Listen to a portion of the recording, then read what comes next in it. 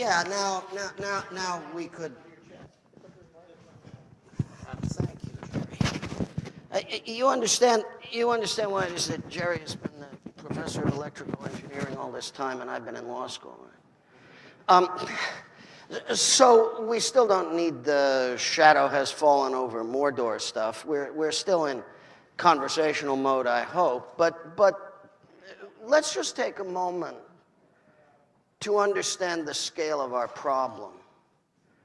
A fifth of the human race now lives under the control of the Chinese Communist Party, an organization fundamentally dedicated to the proposition that the net has a purpose, which is to prevent the very ideas of freedom, democracy, and the rule of law from existing.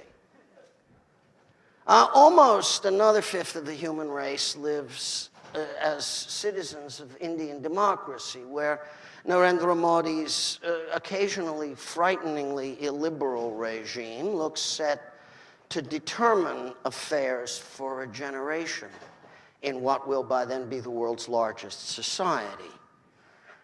The Chinese Communist Party runs the second largest economy on earth and has more hardware building capacity than the rest of us. Narendra Modi's government controls or is controlled by, depending upon whether democracy is real or not, the population of software builders larger than all the rest of the world combined.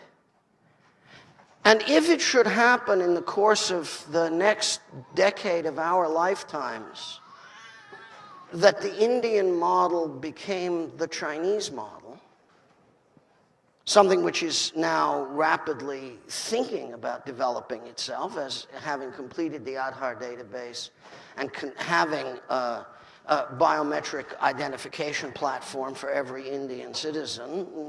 Mr. Modi's government moves at breakneck pace towards cashless India and a fully trackable economy. The largest payment agent shaping to be part of that cashless India is Jack Ma's Paytm, which is the Chinese Communist Party using the Indian post-monetization as a test for its own development of a completely monitored cashless economy, which would have Chinese characteristics and would essentially be the perfect social control platform for despotism in the human race. We are one product cycle away from the end of that experiment and the beginning of the possibility of its going into production during the next 5-year period of Chinese government, beginning with the Party Congress next year. The European world, the Union of the European world, is holding the values of liberal democracy, but it is doing so in a politically paralyzed condition, which may grow worse, but which is not likely to grow unparalyzed in the near future, and in which disturbingly illiberal tendencies are also on the rise in every direction. A young man I knew when he was a nice young man, Viktor Orban, is no longer a nice young man, as I am no longer young myself and possibly not nice either. And the nature of the possible regimes controlling Western Europe at the end of the year 2017 poses problems as dark as those at the end of the year 1847. We are at the cusp of a very difficult moment. And the President of the United States, the most powerful man in the world, has no respect for constitutional democracy or the rule of law.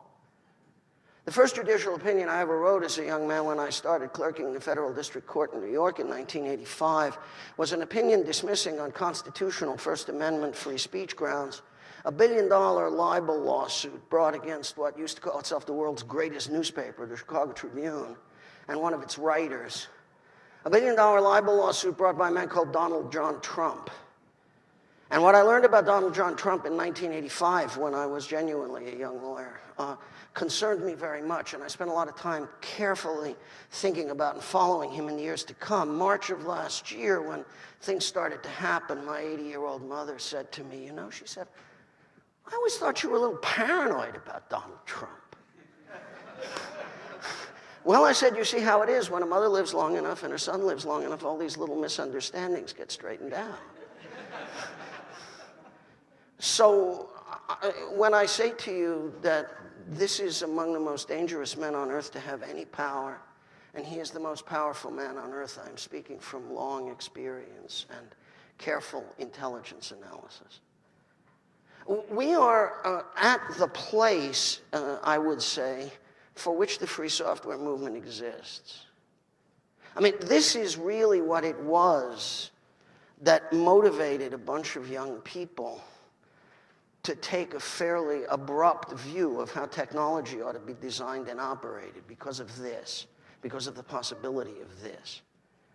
Just to be clear again about what the possibility of this is, we must add to the political propositions we were just looking at the fact that the world's telecommunications networks have now become behavior collection networks, in which telecommunication services, even when they are traded at high prices, are really still the cube of cheese on the stage of the mousetrap.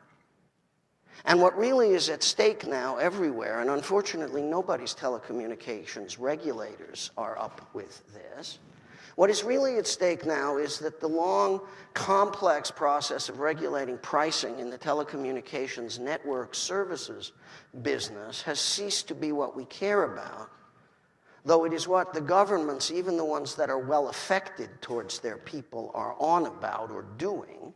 What we really care about is the management of behavior collection networks. What we really want to understand is how the public regulation and conduct of behavior collection networks ought to go.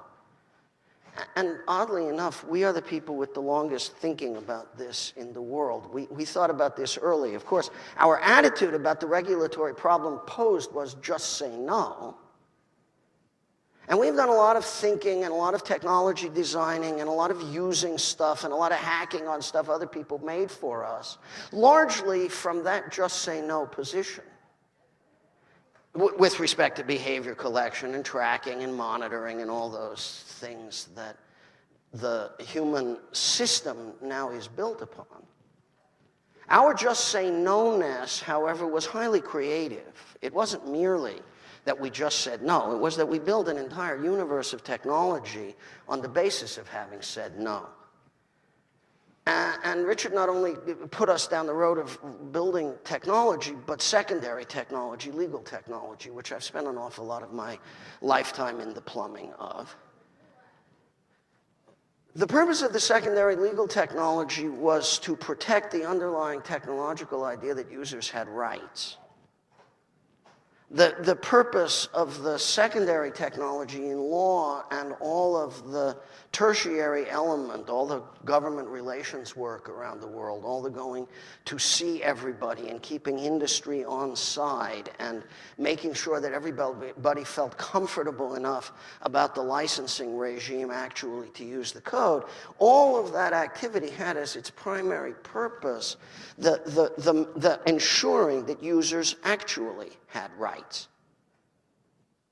We were, even then, after all, in our science fiction-y, early in this all kind of way, we were actually pursuing very tightly the one public policy point that you can make around the world now to almost everybody to good effect, namely, users should have rights. And we have positioned ourselves as the experts on what it means for users to have rights. We have a whole bunch of answers to real practical questions about what would it mean for users to have rights. Copyleft is part of those answers, and GNU is part of those answers, and a series of philosophical and political positions about technology are part of those answers. Those answers are still way more than most of the rest of the world wants to receive. A drink from a fire hose in two senses. Too geeky for most of the world's decision makers and most of the world's users, and too uncompromising for a whole bunch of people who are within organizations or social structures which make it hard for them to agree with us as completely as they would like to, because there are real impediments to doing that. The interests of their businesses, the natures of their livelihoods, the dependencies that they themselves have on the things that we would urge them not to be dependent upon, and so on. Which has meant that all my life doing this, most of us did fit in this room, where it was always a pleasure to see people, and it's a pleasure to see you now, and it's wonderful to see so many old friends. But here we are, and in a conversational tone, we can say that for the last couple of years, we have been watching the world come to a crisis about which we know an awful lot, which doesn't mean we can do an awful lot. We have, after all, got a really serious problem at the moment, because even though the thing we're dealing with feels exactly like who we have grown up to be to deal with it, the scale of it has escaped our ability to believe that we're going to be effective very quickly. And the question, what can we really do, is the one resounding inside our crania, right? We can do, but what would we really do about a mess this big? Which is, in truth, of course, in a way, where we are. We have now before us the greatest teachable moment in our history as a movement with respect to everybody else. There are more people out there in the world who would be receptive to a message about why users of technologies have rights, and why those users' rights are so crucially important to the survival of political liberty. There are more people out there who want that message than have ever wanted it in all our time. It began with Snowden, to be sure, but even that is now comparatively small in scale to the global anxiety felt largely by young, relatively technologically adept people who feel two things happening: societies slipping out of control around them to their own immediate disservice, and a whole bunch of things going on that they themselves are part of, but which they know are not quite right. They feel it about Facebook, they feel it about Twitter, they understand why the deliberative quality of the world around them seems to be falling apart, but they don't exactly know how their own social media habits contribute to that falling apart. They do understand that they're being watched all the time, and they're trying to buy the happy music that keeps getting pushed at them, that if you're not doing anything wrong, you have nothing to worry about, and why do you care? Privacy is over already, and besides, you're not doing anything important, so what does it matter? And you like the advertisements, and the services are so convenient. And every day they get up and they try to believe all that happy music which is pushed at them, but they do know that there's something wrong with it in it that doesn't fit quite right. And they would love to hear something that wasn't quite as desperate as the red pill. They would love to hear something that doesn't say you have to give up on everything you've ever known and everything you've ever been and everything you've ever done in order to get behind the matrix, and then you can fight to save the universe. They really don't want to wake up in that movie either. So, what can we really do? Actually, I need to rephrase the question, because I do have to point out at this point in the talk that it isn't just quite as conversational as all that. What I'm really saying is, what can we really do before otherwise we do get wiped out, okay? I do need to point that out. We really are in the world we always thought we would be. When Richard called it slavery, it wasn't a metaphor. It was simply an archaic political term for what it is like living in a world in which machines that you can't understand and you can't modify and you can't do anything about control you and everybody else.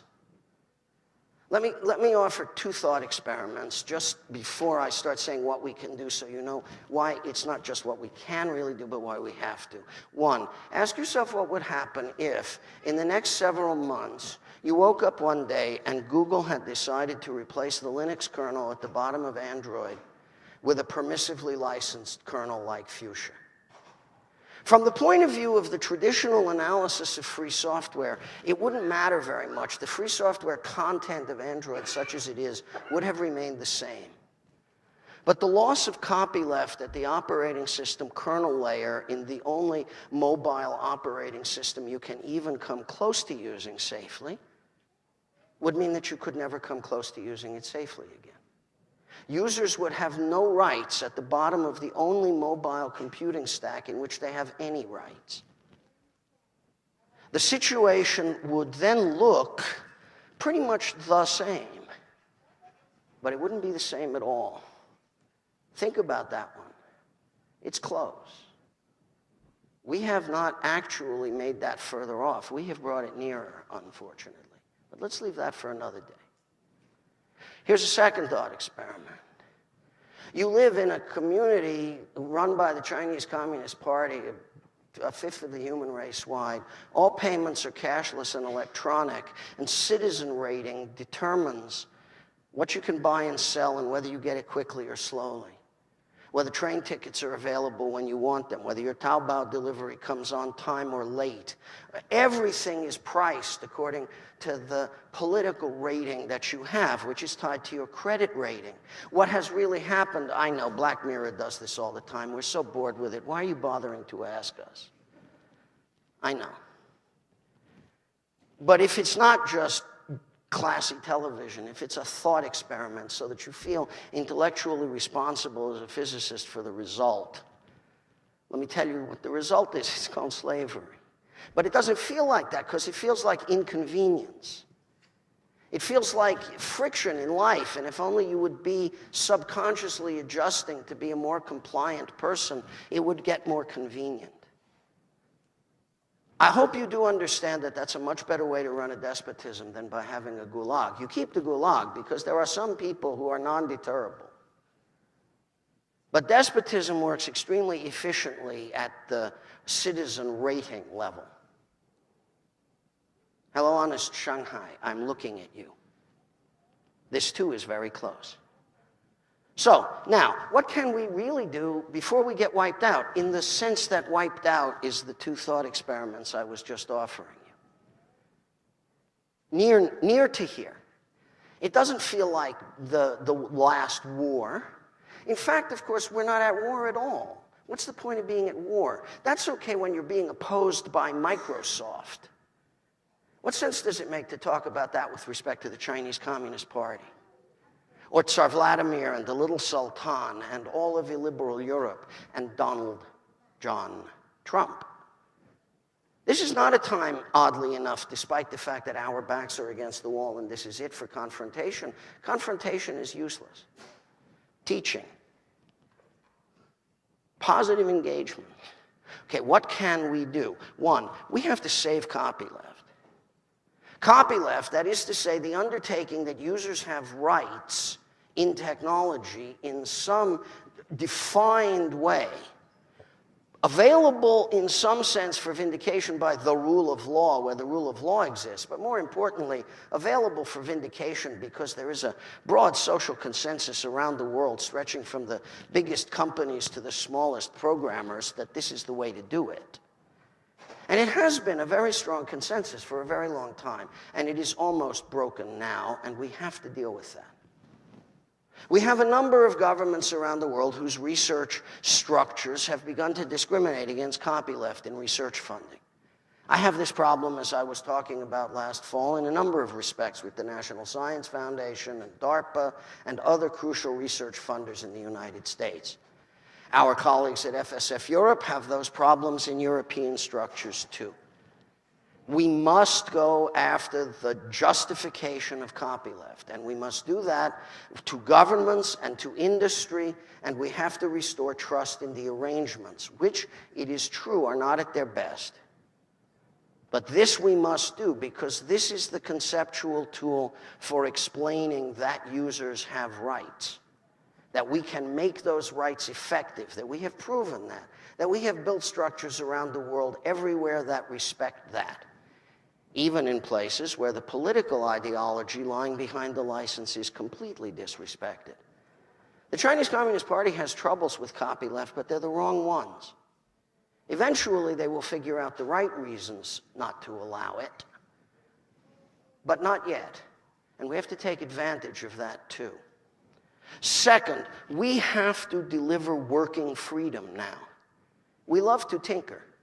We love to say that things aren't quite good enough yet. We love to believe that our stuff isn't as good as it is, but at the moment, none of that is feasible anymore. Because we need to prove concept and run code for ordinary people who want to make political change. If we can deliver freedom to them in technology, they will adopt the idea of technological freedom as their own, and they will advance it in their political movements and along their lines. If we don't deliver it to them, then we remain alone with a very good idea that doesn't quite work for them, and therefore is hard to say belongs on the agenda of everybody else. If you're a town hall group in the United States, we need a single board computer with a turnkey system that allows you to be a town hall group perfectly. And if you're organizing on behalf of the Muslim minority in the banlieue of Paris, we have to have a system which is ideal for you, and it has to be deliverable, and it has to exist and be ready to go. People around here are talking about this today like Kate, and I'm enormously grateful to them for doing that. This is central operational work for the movement right now. It consists of giving people free software in configured forms that make it possible for them to do the things they want to do, and getting out of the way and letting them do it without trying to teach too many more free software lessons on top of that. Because when you've got them using it, you've taught the lesson that means the most. We have a bunch of particular engagements around the world that we need to behave carefully about, diplomatically and legally effective about right now. The Indian Supreme Court is busy kicking the can around the road and never quite getting to the point of defining a bench to hold the hearing at which it decides on the petitions which determine whether Indians have a constitutional right of privacy against their government. That's one of the most crucial legal events around the world in the next 5 years. We need to embarrass the Indian Supreme Court into making it happen, and we need to be part of making it win. And then we need to be part of figuring out how to deal with the very complex and very self-contradictory and potentially extremely scary Modi government to figure out how the implementation of people's rights to privacy in national service platforms would be best made efficient by making everything of glass, by making it of free software, not open APIs, but free code. This is one of the biggest government relations tasks we have in one of the biggest societies in the world, and we have to pursue it with the same kind of clarity and sophistication that we bring to the matter if it were in our, North Hemisphere white people's backyards. We do have a serious help in a European Commission, which is also seriously broken. We can't fix it, but we can be engaging with it over the following question: which is your biggest problem right now? Google, Facebook, Amazon, the GAFA conspiracy, or your own secret police? The yearning to attribute every human action, which is the yearning which has been technically lying behind the behavior of the national security establishments in the United States and elsewhere around the world for the last 20 years, the yearning to attribute every human action is within spitting distance of fulfillment. And as the levels of xenophobia and nationalism and inter-ethnic antagonism around the world rise in many societies, the yearning to attribute every human action becomes deeper and more effective in everybody's governments. And the governments of the two largest countries in the world capitalize on that, as do surveillance capitalism companies, which sell or are taken for the output of all that behavior monitoring in the same interest. Now, what is it that we can do about this, really, really? Well, the answer is we can really, really engage with the educational systems of the world. We need to be providing people ways to teach about these issues from middle school to engineering college. We cannot make those curricula deliver themselves. We cannot prevent governments from prohibiting their use. But we can certainly make available a variety of important material that other people will then copy, modify, and share. It is, in a way, of course, a bad idea because it means slowing down technological development. People who might be programmers are going to be writing documentation. It's always been very annoying. But when you think about it, we must document the philosophy. We must document the politics. We need Richard's voice to be a lot more prominent around the world in the next 3 years than it was in the last 3 years. This is a thing FSF has never done as well as it should. We need to put forward a series of ideas in accessible condition at every level of the educational system in the world, in the same way that we need to put a lot of our bits into people's hands in very operable condition. We need to have ways to get people to see that our freedom is practical so that they can also understand that it is part of their political agenda. I will say, of course, you wouldn't expect me to say otherwise, that we have to be extremely careful to destroy no coalitions at the moment. This is no time for us to be in one of our purest moods while the rest of the world goes through digital nationalisms and digital sovereignties and digital this and that yearnings for control. If we do that, we are really dumb. We're too small, and what we have to say is too important to spend a lot of time on the question of why are we also dealing with people we don't like. I'll tell you why we're dealing with people we don't like. Because the world is now ruled by people we like even less than the people we don't like.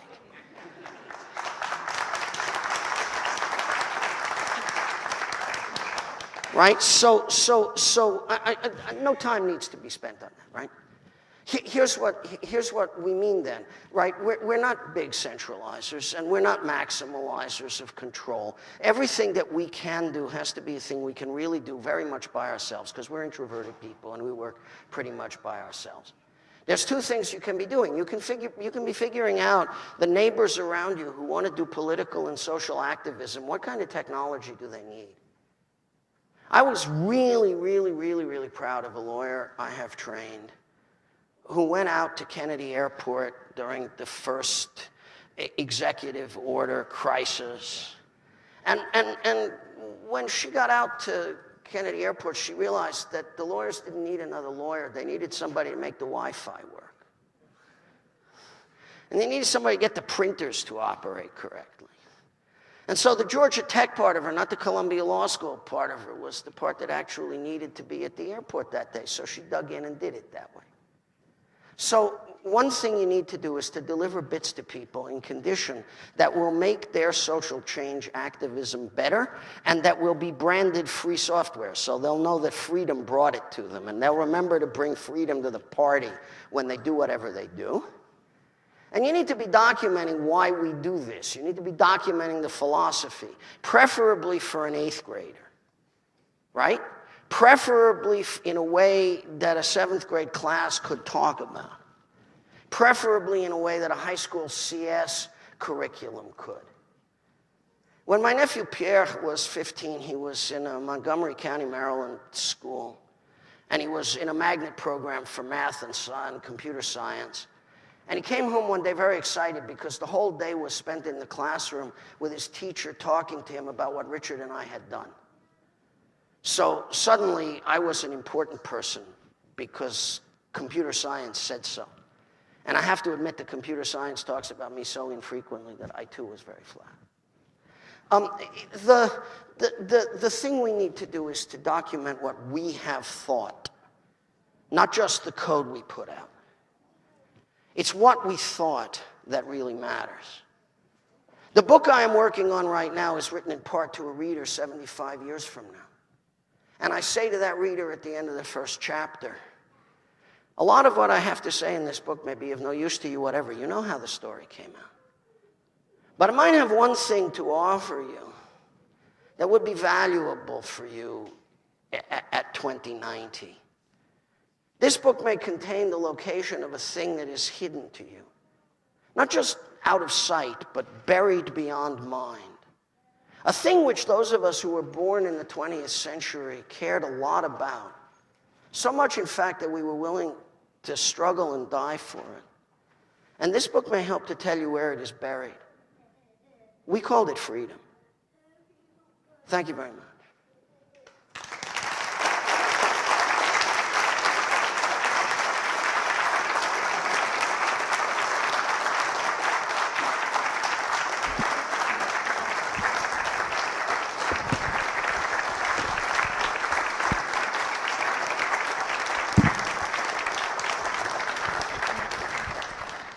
So the purpose of that was that there could be questions. Questions, please. Any questions, if you guys could line up down here, or I can bring a microphone up to you if needed.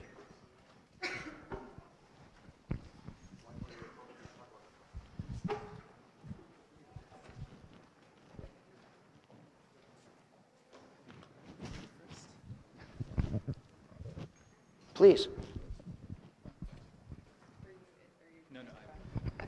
I just want to thank you for addressing that it needs to be in education, it needs to be in schools, and it's not going to appear there by itself.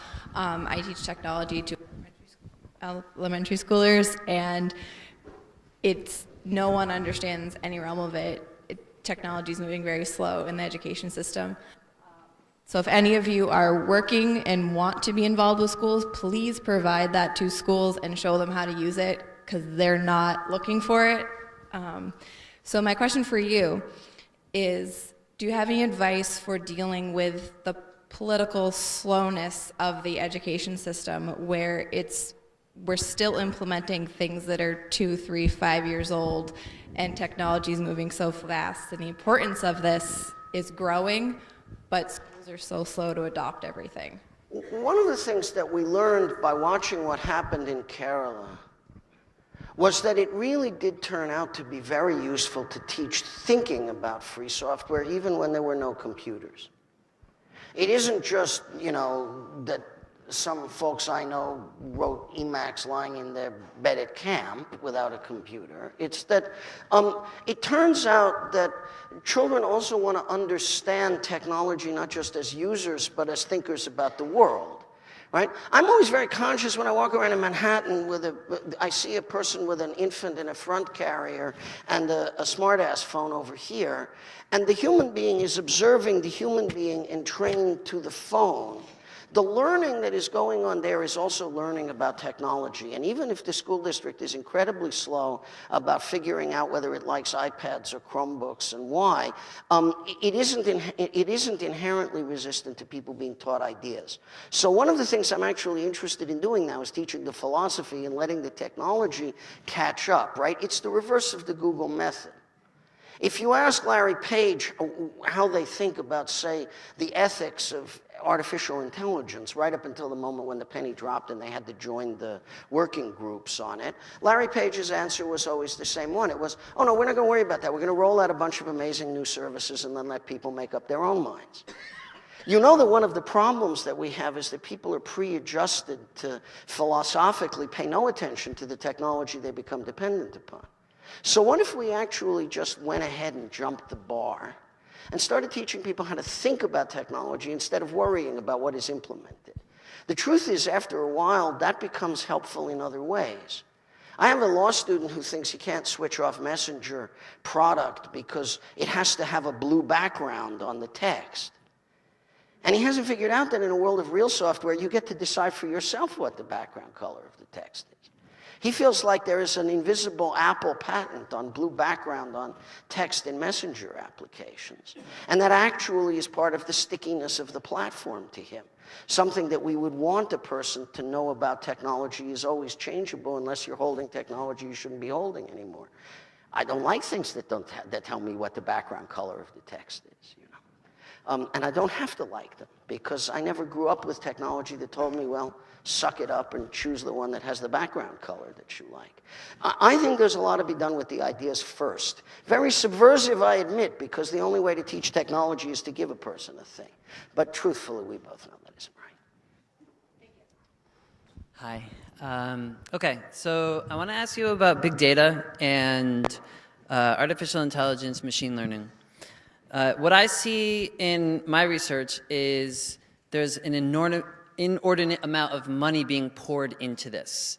Part of what these companies are trying to do is personalize whatever they're giving you.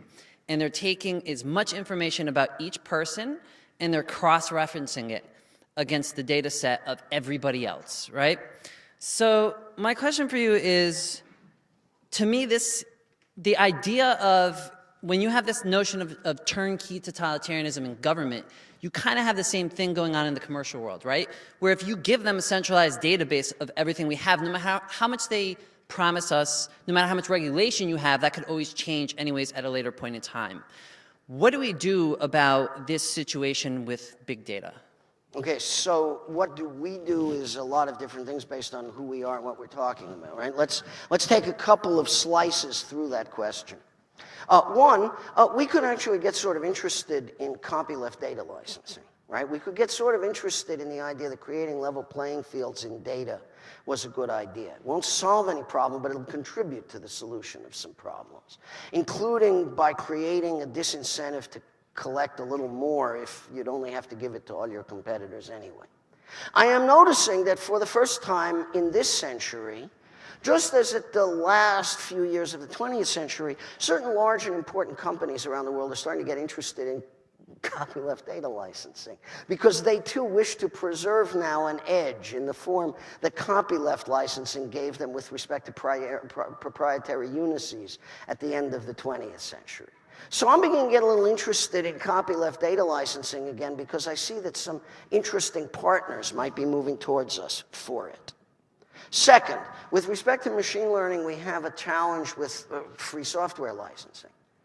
It used to be about 2-3 times a year. Now it's more like 6, 8. Next year it'll be 10 or 200. I get calls from people, almost always MIT graduates. And they say, have you thought about the problem of free software licensing in machine learning, where the code is essentially unimportant and the data set is crucial? And the licensing affects the code, but it doesn't affect the data set. See footnote 1 about copyleft data licensing. Again, an interesting thing if we're going to deal with the question of how to have strong copyleft for machine learning, where the training data set is important and the actual running code may be quite unimportant, even trivially replaceable. Third, what are we really going to do about the question of the public rights in behavioral collection? Once again, as I say, the problem is essentially a problem of governments looking in the wrong place. They do want to have environmental regulation, at least some of them do, but they don't understand that the telecommunication system is an ongoing environmental disaster because they don't understand that behavior collection is what it's really about. So, some regulation of behavioral data that avoids some of the kinds of conduct that you're talking about, which begin to feel like unethical research to us, but which to everybody else it only needs to meet sort of minimum human subjects barriers if it's in academic life, and if it's in corporate life, good luck to you. Here's one of the cases where it is the age of Trump we're talking about, not just the age of illiberalism. The decision by the FCC to get out of the business of regulating behavior collection by telecommunications operators is an example of a devastatingly bad decision being made by an evil government.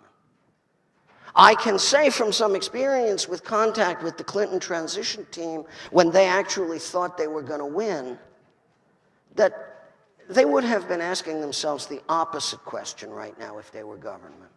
How do we get FCC and FTC to live on the same page about privacy and behavior collection?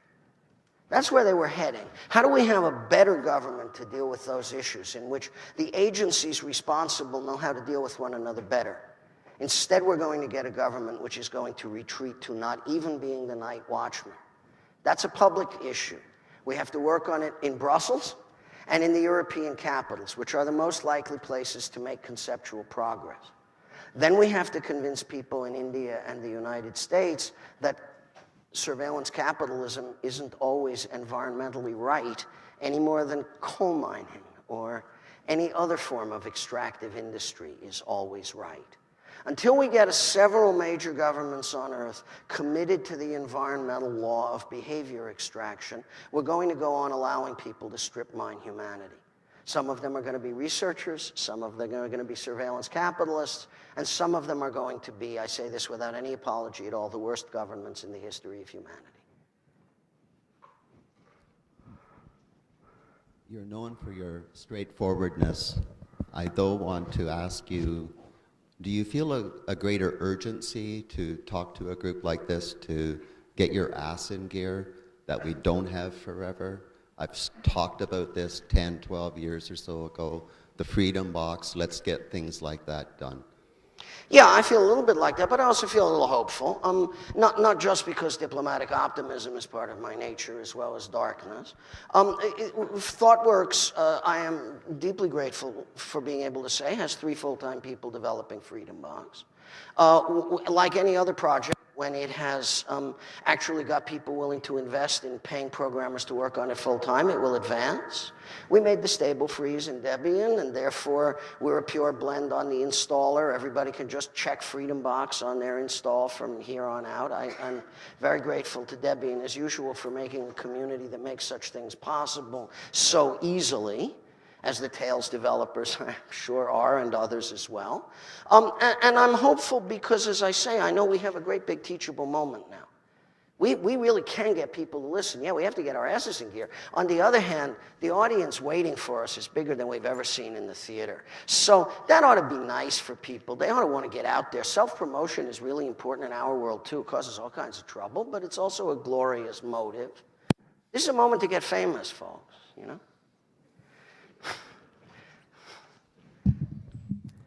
Hi, I'm Steve Brewer from UMass Amherst. A couple of years ago, I saw Jane Fountain, who studies digital government, and she gave her distinguished faculty lecture, and in it, she talked about the Arab Spring in response to questions, and she said that the main lesson that she took away from that was that the internet and technologies have enabled people to tear down institutions, but yet not able to build institutions effectively. And that when you look at what is left over after the Arab Spring, you see the lack of institutions and then problems cropping up.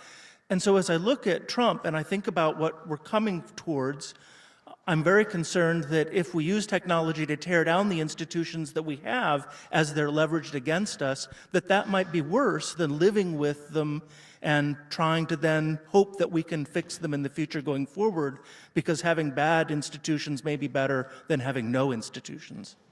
But the good thing about us is that we have used free technology to build up institutions. We have got a way out of that. That was what I was talking about in Berlin in 2004 in the speech called Die Gedanken sind frei, in which I was trying to explain why we are not a utopian political movement, because we never go nowhere. We always go someplace where there is already proof of concept and running code, and that model of revolutionary activity that begins with construction is the exit mark from this situation, right? Yeah, we would all be trapped in that unless if we hadn't done the one thing which is so distinctive of us, which is to have a political model which says, let's build it first and then give it for free to other people, and then they can make their new world with it, because it will already be mostly working. What has happened to us now that is creating the greater urgency is that we can't wait to get it perfect.